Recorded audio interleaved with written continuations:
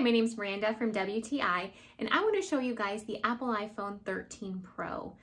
This one in particular is the gold color. It's kind of hard to see because it's a really nice light gold.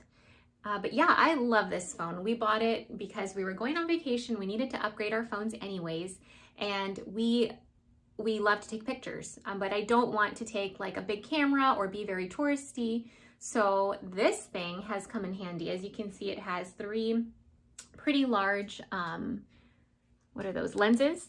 And yeah, it just takes beautiful pictures. I'll show you guys some of the pictures we've taken on vacation with this phone, but I love the portrait mode. I love that it performs really well in low lighting, and yeah, it's just a really, really nice phone. I mean, if you're an Apple lover, you're already convinced. This phone, you know how great it is. But I also love that this is matte because my fingerprints would be on it indefinitely, but because it's matte, it's really nice. It's also super thin. The camera doesn't stick out much like the lenses. So it's just a really nice, beautiful phone made from Apple. So if you're looking for a good one, this is it. That's my point of view.